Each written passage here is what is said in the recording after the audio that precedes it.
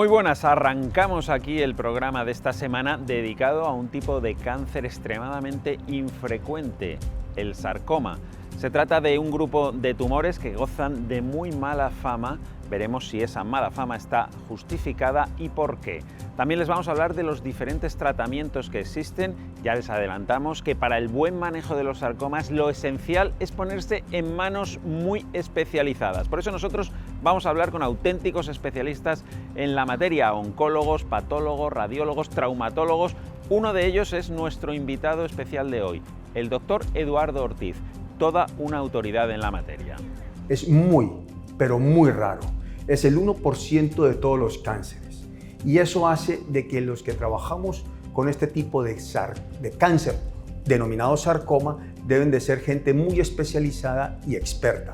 Arrancamos aquí diagnóstico y lo hacemos como siempre con un rápido repaso por la actualidad de la semana.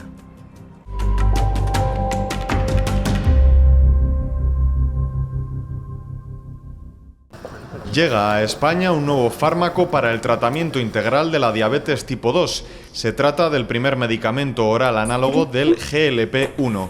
Aúna en un solo comprimido eficacia y seguridad tanto en la reducción de la hemoglobina glicosilada como del peso, con bajo riesgo de hipoglucemias, principales dificultades a las que tienen que hacer frente cada día las personas con diabetes tipo 2. El formato oral permitirá un tratamiento más fácil y temprano, clave en esta enfermedad.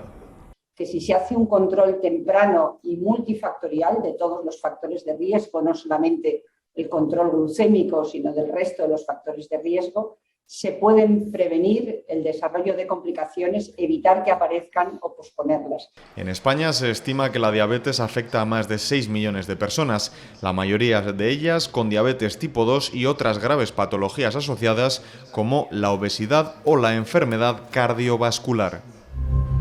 Una protección más sólida de la propiedad industrial en la Unión Europea impulsaría el PIB, la productividad, las inversiones y las exportaciones. Esa es la conclusión de un estudio del Centro Europeo para la Economía Política Internacional que muestra el efecto directo de la propiedad industrial en el fortalecimiento de sectores innovadores como el farmacéutico, uno de los más intensivos en I+D. Las 11 industrias que más patentan generan el 51% de todas las inversiones en Europa, suponen casi el 45% del PIB y crean el 39% del empleo. Además, 2 de cada 3 euros que exporta la Unión Europea proceden de los sectores que más invierten en I+D. Tecnología de última generación para cuidar la salud de nuestra boca. Un test genético bacteriológico detecta el ADN de las bacterias periodontales causantes de infecciones como la gingivitis, la periodontitis y la halitosis, y ahora también la presencia de la bacteria Streptococcus mutans, la responsable del desarrollo de las caries. Las clínicas Vitaldent y la compañía Spiral han incorporado esta tecnología que permite a los pacientes un mejor diagnóstico y una mayor prevención de enfermedades bucodentales.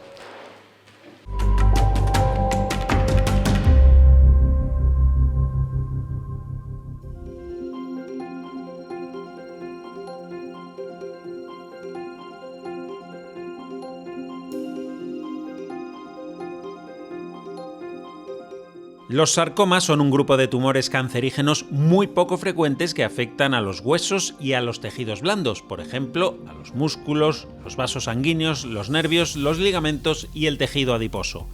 Existen muchos tipos de sarcomas y se estima que en un 50% de los casos pueden curarse.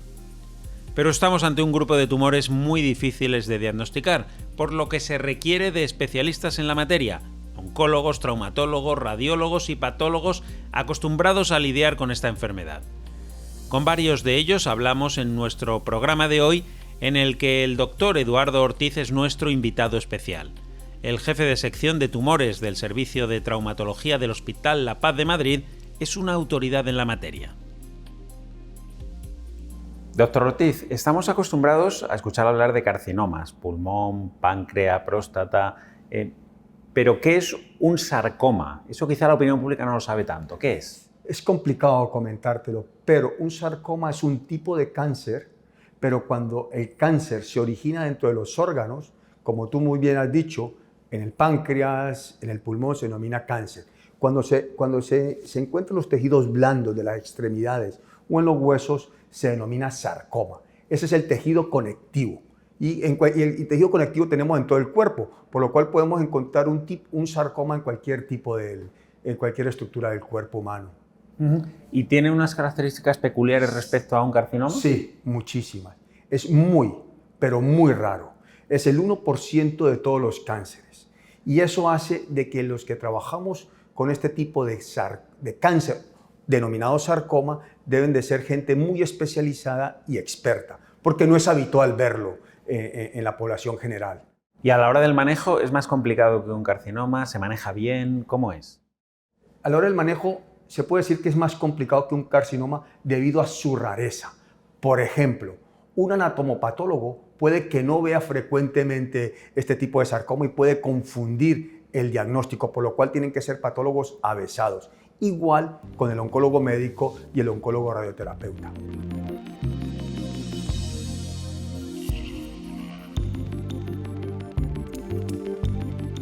La palabra sarcoma engloba a un conjunto de tumores muy diversos que tienen su origen en los tejidos blandos de nuestro cuerpo y en los huesos.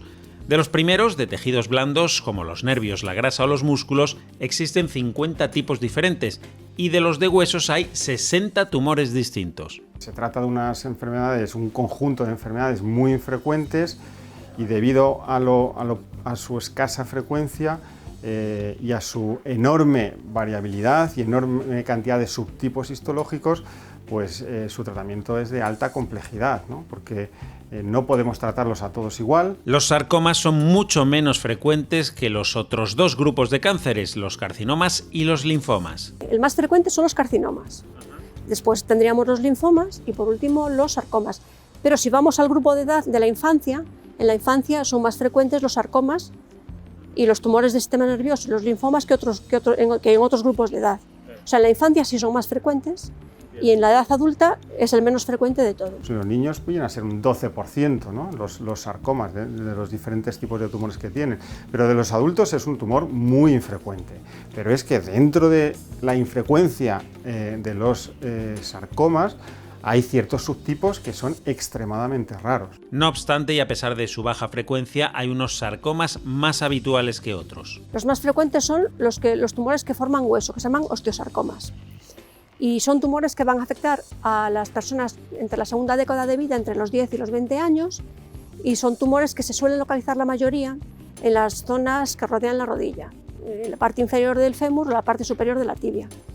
Dentro de los tumores de partes blandas malignos, propiamente dicho de partes blandas, el pronóstico de un sarcoma varía en función del grado de la necrosis, cuanto mayor sea esta, más agresivo, y de la mitosis, es decir, de la velocidad a la que las células cancerosas se dividen. Hay sarcomas de mal pronóstico y sarcomas de buen pronóstico, ¿no? Término medio, pues más o menos podemos conseguir la curación de un 50% de los sarcomas, ¿no?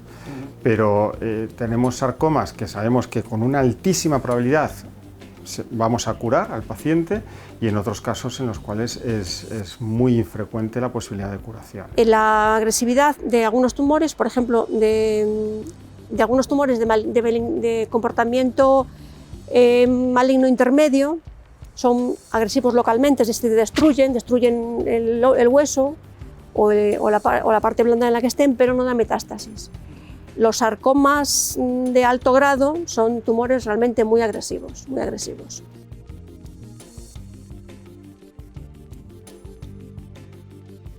Entonces deduzco por todo lo que está usted diciendo que es importantísimo tratarse en un centro especializado, que no cualquier oncólogo sabe tratar o identificar bien un sarcoma. Efectivamente, es fundamental el trabajo en equipo. Te voy a poner un ejemplo. Alrededor de un sarcoma pueden haber 21 subespecialidades trabajando en el sarcoma.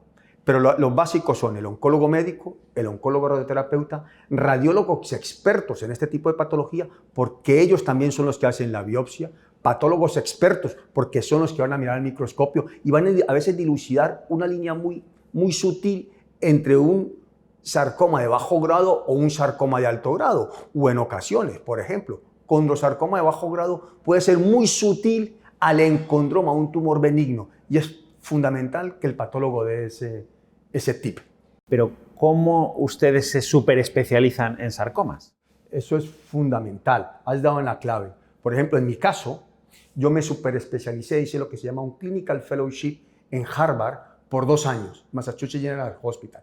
Nosotros en España estamos intentando cada vez más crear una educación concreta para hacer este tipo de cirugía. Nosotros hemos desarrollado un programa de fellowship para que los próximos cirujanos sepan cómo se hace esta cirugía en esta enfermedad tan rara. Deduzco que recibirán ustedes muchos casos de otros centros, pacientes ya tratados, pacientes secundarios, que han sido identificados como un posible sarcoma y se los derivan a una unidad especializada, ¿no? Sí, la mayor parte de los pacientes vienen referidos de otros centros. Es fundamental dividir aquí 2 formas de referir. Uno, antes de cualquier tipo de tratamiento, ya sea una biopsia, que ese es el ideal, es donde la gente se tiene que concientizar de referir a este paciente antes de cualquier tipo de agresión sobre él, como la biopsia. O lo peor del caso, y es lo que queremos evitar, y me imagino que para eso es esta entrevista, y todas las entrevistas es evitar tratamientos inadecuados en un sarcoma. Ejemplo, sarcoma de partes blandas. Se pensó que era un lipoma, se extrajo inadecuadamente y luego el patólogo nos dice, amigo, aquí tenemos un sarcoma. Ya tienes un gran problema. Claro. ¿Y cuál es el tratamiento habitual? ¿Se recurre siempre a la cirugía? Sí, por lo general se recurre siempre a la cirugía. Diagnosticar un sarcoma no es fácil, o mejor dicho, es muy complejo y requiere de un equipo multidisciplinar con experiencia en el tema. Es una patología rara y por tanto los niveles de alerta son bajos, porque lo normal es decir, que un médico normal no se encuentre con un sarcoma en su vida profesional 2 o 3 veces a lo mejor. Entonces, claro, cuando una cosa es tan rara, pues el interpretarlo requiere pues una cierta experiencia en ver casos, y eso los únicos que pueden hacerlo son aquellos que concentran y sirven de referencia para ese tipo de patología. La recomendación es esa, ¿no? Buscar centros expertos porque sí es relevante en este tipo de tumores el que uno se trate en estos lugares, ¿no? Otros tipos, el cáncer de mama, pues el cáncer de mama hoy en día cualquier hospital de España está capacitado para tratarlo adecuadamente, los sarcomas no. En todo caso, los primeros síntomas de alarma pueden venir del propio paciente y de su médico de cabecera. En función de sus características, si es blandita o no, pues a lo mejor podemos esperar, puede parecer un lipoma o no. Hay algunos elementos de tranquilidad, porque sabemos que la mayoría son benignas, y entonces a lo mejor no hay que hacer nada.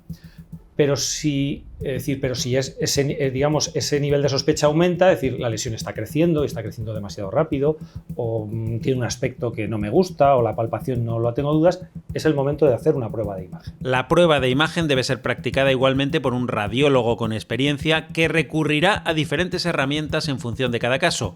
La resonancia magnética aporta mucha información, pero la más habitual es la ecografía, más barata, más inmediata y accesible, con algunos peros, eso sí. La ecografía pues es tremendamente útil. Ahora bien, el problema de la ecografía es que la interpreta quien la hace y debe tener la suficiente experiencia como para poder, claro, no es lo mismo decir que esto es benigno a que luego sea un problema.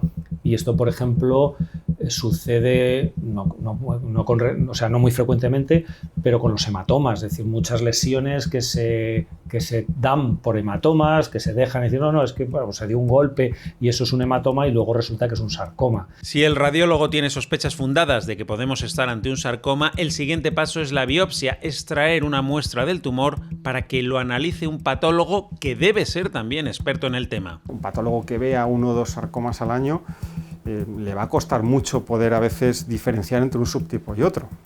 El diagnóstico anatomopatológico de los sarcomas hoy en día incluye el realizar una batería grande de estudios específicos, de ver qué proteínas se expresan, lo que llamamos nosotros inmunohistoquímica, y también de alteraciones moleculares, ¿no? Entonces, si no hay una adecuada formación y experiencia, el diagnóstico se ve comprometido, sin duda. Se ha hecho un estudio en Francia y se ha visto que hasta el 40% de los diagnósticos de sarcomas, una vez que son referidos a un centro de referencia, cambian completamente, pero cambian incluso de la benignidad a la malignidad o al revés. Entonces, es muy importante que las personas que vean los sarcomas sean expertas en ese tema.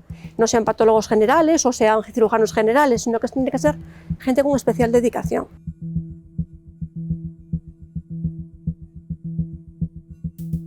Los sarcomas pueden ser de partes blandas y de huesos. Dicho eso, estos se pueden dividir en alto y bajo grado de malignidad. Los de alto grado de malignidad, aquí entran a trabajar el oncólogo médico y el oncólogo radioterapeuta, pues por lo general dan terapias previas a la cirugía, antes de la cirugía. Y en bajo grado ya es diferente. Me gustaría recalcar aquí algo fundamental. Cuando vamos a tomar una decisión con un sarcoma, se trabaja en equipos multidisciplinarios. Todo el mundo reunido, que es lo que se llama un comité de sarcomas. La decisión que sale de ahí es una decisión colegiada entre todos. ¿Para qué? Para el mejor tratamiento, ofrecer las mejores opciones de tratamiento al paciente. Claro, y en muchos casos se recurre incluso a la amputación. Sí, cada vez menos. Cada vez estamos en mayores capacidades de hacer lo que se denomina la cirugía conservadora del miembro.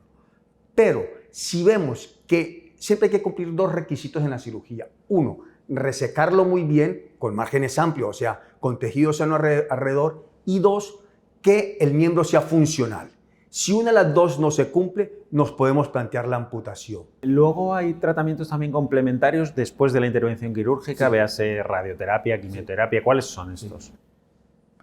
En sarcoma de partes blandas, por lo general se intenta dar el tratamiento antes de la cirugía. En ocasiones seguimos después, como puede ser la quimioterapia y la radioterapia preoperatoria. La radioterapia va por escuelas. Nuestra escuela es radioterapia preoperatoria antes de operar. En dos tipos de sarcomas, ojo, te voy a decir una cosa importantísima. ¿Sabéis cuántos tipos de sarcomas dice la Organización Mundial de la Salud que hay?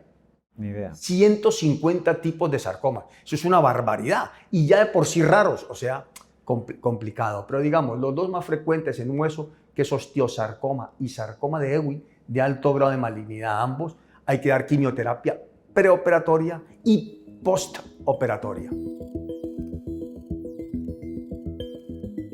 Una vez diagnosticado con precisión, llega el momento de tratar el sarcoma. En términos generales, se puede decir que hay tres pilares en ese tratamiento: la cirugía, la radioterapia y el tratamiento médico o sistémico. Ese tratamiento sistémico, lo más conocido es la quimioterapia, pero hoy en día hay otras opciones de tratamiento más novedosas, más modernas, que las llamamos terapias dirigidas, que van en concreto a una mutación, a una alteración de una proteína o de un gen.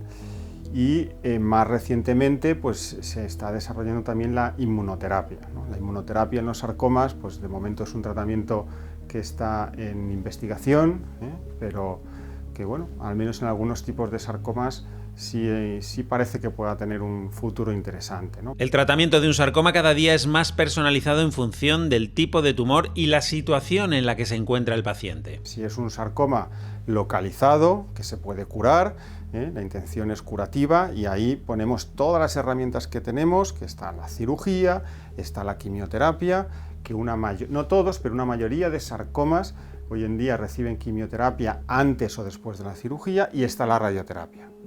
Y luego tendríamos otro escenario, que es el escenario de la enfermedad avanzada, cuando se han producido metástasis, ¿no? En ese segundo escenario, el tratamiento ya principal pasa a ser el tratamiento sistémico, ¿no? La cirugía a veces puede tener un papel, y en los sarcomas también intentamos operar las metástasis, pero aquí el objetivo ya es más intentar cronificar la enfermedad, porque es ya más difícil conseguir una curación definitiva. Además de la cirugía propiamente dicha, existen otras técnicas ablativas percutáneas para tratar algunos sarcomas. Las técnicas ablativas lo que hacen es, mediante la introducción de unas agujas que o bien por calor o bien mediante el frío, a muy bajas temperaturas, por debajo de 90 grados bajo cero, lo que producimos es una necrosis, una muerte de las células tumorales de la lesión que estemos tratando. Se trata de técnicas mucho menos invasivas que pueden ser una alternativa solo en algunas ocasiones, normalmente para eliminar tumores benignos. Y luego en tumores malignos lo utilizamos fundamentalmente para el control después de cirugías de recidivas locales que ya pues tienen una mala solución quirúrgica, nosotros podemos intentar destruir el tumor residual que queda, o bien de forma paliativa, pues para controlar un crecimiento que está provocando molestias o que está generando dolor porque esté afectando un nervio. Frente a lo que conlleva una cirugía, estas técnicas se hacen en pocas horas y permiten al paciente recibir el alta al día siguiente. ¿Y hay tratamientos novedosos en este sentido para los sarcomas? ¿Se está avanzando en ese sentido o seguimos, diríamos, con los mismos tratamientos de la última década? Yo creo que seguimos con los de la última década en cuanto a tratamiento. Lo que sí es muy novedoso es pruebas de imagen. Por ejemplo, resonancias magnéticas de última tecnología en el cual nosotros podemos ver exactamente por dónde podemos ir en nuestra resección. O sea, las pruebas diagnósticas son las que más están avanzando. Y también, por ejemplo, en anatomía patológica, revisan un oncopanel, revisan los genes, revisan 1000 cosas de la célula tumoral y por ahí pueden empezar a investigar para tratarlos mejor. ¿Y cuál es la ventaja o el beneficio de tener estos buenos diagnósticos por imagen, estos buenos diagnósticos de patólogos? Claro. ¿Qué se traduce eso? Se traduce, por ejemplo, en diagnósticos por imagen, se traduce en que nosotros podemos ajustar cada vez más nuestros límites quirúrgicos. Situación que cuando se amputaba mucho más, que era hace muchos años, la resonancia no existía y era a través del escáner. Entonces nosotros íbamos a veces a 5 centímetros de margen y eso ya no es necesario porque la resonancia nos está mostrando exacto. Además, otra cosa que se me olvidó decir, que cada vez más se tiende también a imágenes tridimensionales y había en ocasiones, por ejemplo, en la pelvis. Si yo quiero una pelvis o un paciente le voy a salvar la pelvis, me hacen una prótesis hecha a medida y esa prótesis que es hecha a medida también me traen, el que nos ofrece la prótesis, el distribuidor, nos trae el modelo en 3D al quirófano de qué es lo que vamos a resecar. Eso realmente es espectacular. Claro. No sé, siempre se dice que el diagnóstico precoz tiene mucha importancia a la hora de intervenir un cáncer, de parar su expansión. No sé si aquí es muy factible un diagnóstico precoz, porque ¿cuándo da la cara a un sarcoma? Es complicadísimo, efectivamente. Ideal es que sea pequeño, por eso en inglés se dice big is bad, B and B. Pero a veces si el tumor está metido en la pelvis o muy profundo, no da dolor y no da sintomatología. Pero lo importante es que si un paciente llega a urgencias o llega a la consulta uno y otra vez en un mes que se sigue quejando, hay que montar todo el arsenal e intentar despistar este tumor. La clave, ya lo hemos visto, para tratar bien un sarcoma es tener no solo un diagnóstico precoz, sino que el manejo de la enfermedad se haga por parte de equipos multidisciplinares expertos en estos tumores. De eso puede depender la supervivencia del paciente.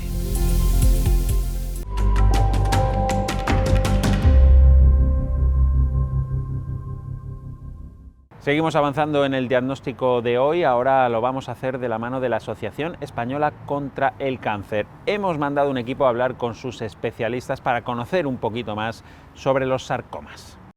Hace 3 años detectaron a Lucía un sarcoma de Ewing. En aquel momento tenía 14 años. Me vi en un lado del tórax un bulto. Me llevaron a urgencias. Allí me hicieron varias pruebas y analíticas. Al día siguiente, el martes, había crecido mucho y me tuvieron que ingresar. Le confirmaron que era un tumor maligno, un sarcoma de Ewing, que afecta a los huesos y al tejido que los rodea. Fue un poco duro porque yo me sometí a 6 sesiones de 3 días seguidos de quimio sin parar y bastante fuertes. Me dejaban un poco malita y estuve varias veces en la UBI. Cuando terminé esas 6 sesiones me operaron y fue una gran cirugía. Me quitaron 3 costillas que reemplazaron por una prótesis de titanio. Luego también me quitaron pleura, pulmón y músculos de alrededor. 3 años después el tumor ha desaparecido, pero la quimio le ha dejado en silla de ruedas, aunque lucha por volver a caminar pronto. Voy a rehabilitación 5 días a la semana para ver si poco a poco, haciendo rehabilitación, puedo volver a caminar con normalidad. Este tipo de cáncer infantil afecta a niños de entre 5 y 20 años y es considerado una enfermedad rara, ya que afecta a 9 de cada 10 pacientes por cada millón de habitantes y genera otras secuelas. Como puede ser el cansancio, la astenia.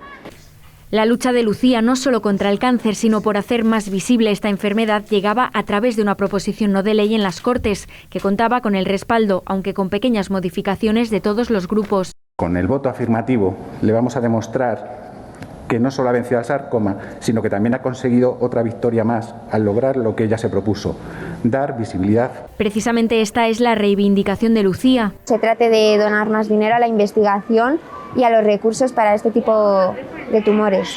Para que superar este tipo de enfermedad sea viable y lo más fácil posible para todos los afectados.